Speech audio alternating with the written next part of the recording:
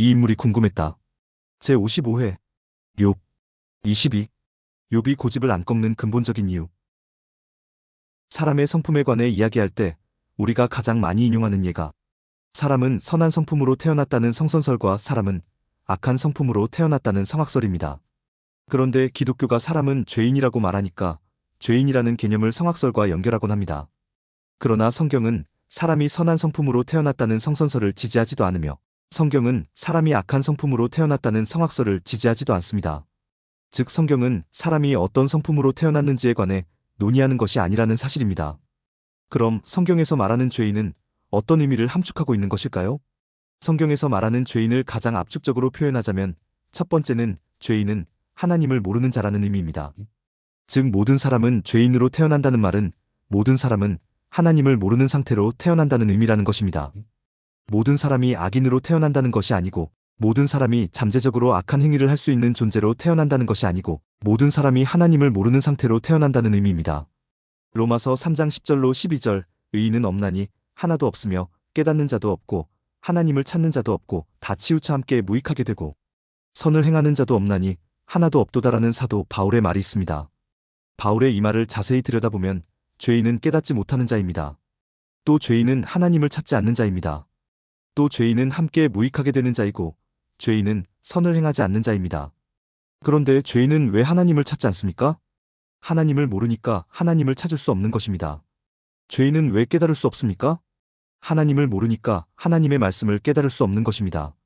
죄인은 왜 함께 무익하게 됩니까? 하나님을 모르니까 오직 나의 유익과 나의 이익만을 추구하게 되고 그 결과 더불어 무익하게 되는 것입니다. 죄인은 왜 선을 행하지 못합니까? 하나님을 모르니까 무엇이 선인지 무엇이 악인지 분별할 수 없고 그 결과 선을 행할 수 없는 것입니다. 그렇습니다. 성경에서 말하는 죄인은 하나님을 모르는 자를 의미합니다.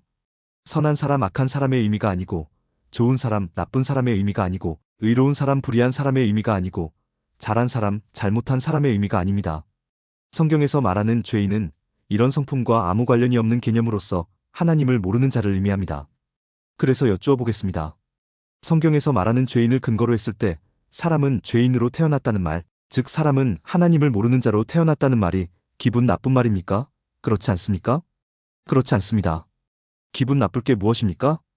기분 나쁠 게 전혀 없습니다. 실제로 하나님을 모르는 자로 태어났기 때문입니다.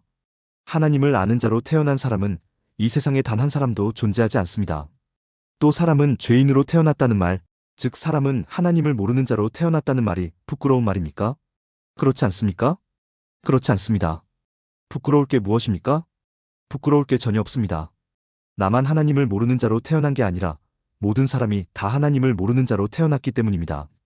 모든 사람이 다 그런데 나만 부끄러워할 이유가 전혀 없는 것입니다. 제가 모든 사람은 하나님을 모르는 자로 태어났다고 말씀드리면 반론을 제기하실 분들이 계실 수도 있습니다. 그 사람들은 바로 자기가 모태신앙인이라고 주장하는 사람들입니다. 자기는 엄마의 태중에 있을 때부터 기독교 신앙을 가지고 있었는데 어떻게 하나님을 모르는 자로 태어났다고 이야기할 수 있느냐고 따지실 분이 계실지도 모릅니다. 이럴 때 저는 어떻게 해야 하겠습니까? 그냥 허허 웃을 수밖에 없습니다. 엄마의 신앙과 그 사람의 신앙은 아무런 관련이 없기 때문입니다. 모든 사람은 하나님을 모르는 자로 태어납니다. 그래서 기분 나쁠 게 없고 부끄러울 게 없습니다. 그래서 저는 모든 사람은 죄인으로 태어났다는 기독교의 말을 사람들이 왜 싫어하는지 도대체 이해할 수가 없습니다. 기분 나쁠 게 없고 부끄러울 게 없는데 왜 싫어합니까? 그 이유는 우리가 죄인이라는 용어에 대해 그동안 바르게 설명하지 못했기 때문입니다. 죄인이라는 용어를 성악설에서 주장하는 것처럼 설명했기 때문에 사람들이 기독교에서 쓰는 죄인이라는 용어를 싫어하는 것이고 기독교를 싫어하는 것입니다. 모두가 우리의 탓입니다. 성경에서 말하는 죄인을 가장 압축적으로 표현한 첫 번째는 죄인은 하나님을 모르는 자라고 말씀드렸습니다. 성경에서 말하는 죄인을 가장 압축적으로 표현한 두 번째는 죄인은 사람의 기준, 즉 자기 자신만의 기준으로 살아가는 자라는 의미입니다. 세상 모든 만물에는 기준이라는 게 있습니다. 밤하늘의 별을 보면 북극성을 기준으로 돌아갑니다. 지구가 속한 태양계, 즉 수성, 금성, 지구, 화성, 목성, 토성, 천왕성, 해왕성을 보면 해를 기준으로 돌아갑니다. 그러나 엄밀히 말하면 북극성이 기준이 아니고 해가 기준이 아닙니다. 그럼 무엇이 기준입니까? 그 기준은 바로 하나님입니다. 그렇습니다. 하나님이 기준입니다. 하나님께서 해와 달과 별을 지으셨기 때문입니다. 그래서 낮과 밤의 기준도 하나님이 되는 것입니다. 이처럼 모든 것의 기준이 하나님인데 유독 사람만이 하나님이 기준임을 부인하고 죄인이 된 것입니다. 따라서 죄인의 기준은 바로 사람, 즉 자기 자신입니다. 기준이 자기 자신이기에 자신을 결코 내려놓지 못합니다. 그래서 나타나는 죄인의 큰 특징 중에 하나가 바로 고집입니다. 자기가 옳다고 생각하는 것은 옳은 것이고 자기가 그르다고 생각하는 것은 그른 것입니다. 다른 사람들의 말을 들으려고 하지 않습니다. 그 고집을 꺾기가 보통 어려운 것이 아닙니다.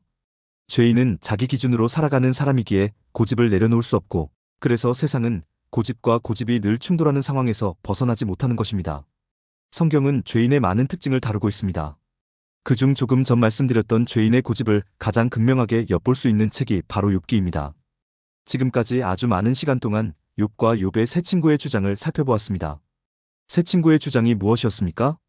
그들은 하나님은 절대적으로 위로우신 분이시다. 사람이 결코 하나님보다 더 위로울 수는 없다. 따라서 절대적으로 위로우신 하나님께서 위롭지 않은 사람에게 징계를 가하는 것은 당연한 일이다. 이 징계의 결과로 사람에게 고난이 찾아오는 것이다. 따라서 고난을 당하는 사람이 할 수 있는 일이란 오직 하나님 앞에 나아가 회개하고 하나님의 용서를 구하는 것뿐이다. 이렇게 일관되게 주장했습니다. 욥이 아무리 불의한 일을 저지른 적이 없다고 주장했지만 욥의 주장을 귀 기울여 듣지 않았습니다. 오직 자신들의 생각만 늘어놓았고 자신들의 고집을 꺾지 않았습니다. 욥도 마찬가지입니다. 친구들의 말에 결코 귀를 열지 않습니다. 오직 자신의 주장만 되풀이합니다. 즉 자신은 불의한 일을 저지른 적이 없는데 하나님의 실수, 하나님의 착각, 하나님의 착오로 인하여 자신에게 고난과 시련과 역경이 찾아온 것이라고 주장합니다. 그래서 자신은 하나님 앞에 나아가 회개하고 용서를 구하는 것이 아니라 하나님과 더불어 시시비비를 가리는 재판을 해야 한다고 주장합니다. 세 친구의 관점에서 도저히 수용할 수 없는 이야기만 늘어놓고 있는 것입니다. 자신의 고집을 절대로 꺾지 않는 것입니다. 세 친구의 주장에 대한 욥의 마지막 항변인 오늘 내용도 같은 이야기의 반복입니다.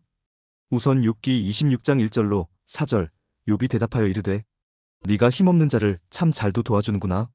기력 없는 팔을 참 잘도 구원하여 주는구나. 지혜 없는 자를 참 잘도 가르치는구나. 큰 지식을 참 잘도 자랑하는구나. 네가 누구를 향하여 말하느냐? 누구의 정신이 내게서 나왔느냐라고 말합니다. 친구들을 조롱하고 친구들을 비웃는 말입니다. 근본도 없는 지식을 토대로 자랑스럽게 자기에게 충고하는 것이 참으로 민망하기 짝이 없다는 말입니다. 그리고 이어지는 말이 욥기 26장 5절로 14절입니다. 너희들이 하나님에 대해 나를 가르치려고 들지만 나도 하나님에 대해 알 만큼 아는 사람이라고 주장하는 내용입니다.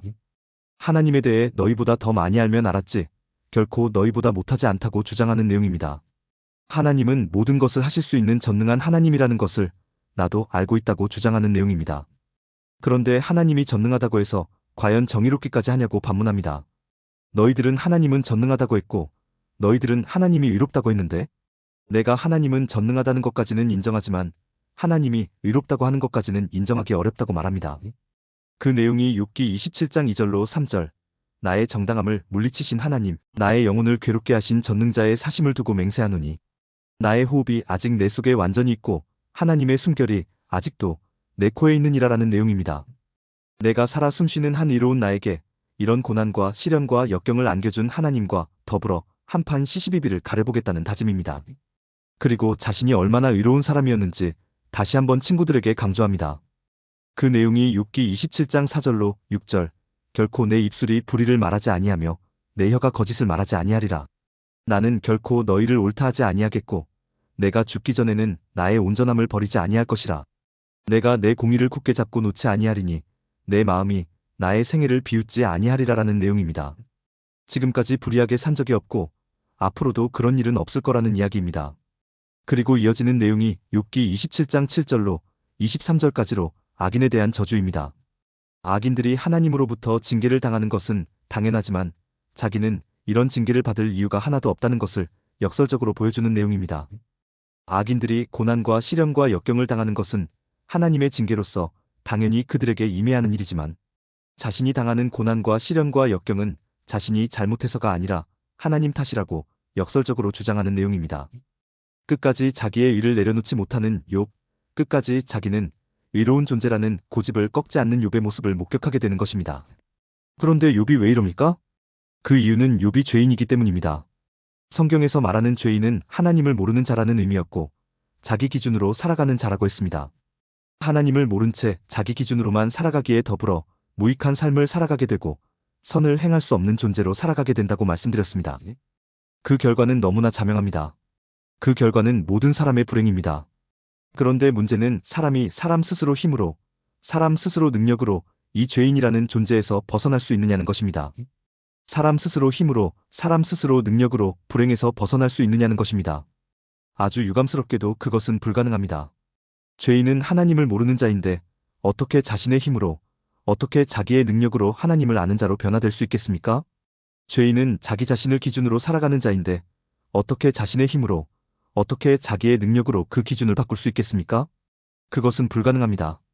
그래서 하나님께서 예수 그리스도를 보내셔서 십자가 사역을 행하게 하시고 그 십자가 사역의 결과로 임한 성령으로 말미암아 사람이 하나님을 모르는 자에서 하나님을 아는 자로, 자기 기준으로 살던 자에서 하나님을 기준 삼아 사는 자로, 즉 죄인에서 성도로 변화되는 것입니다.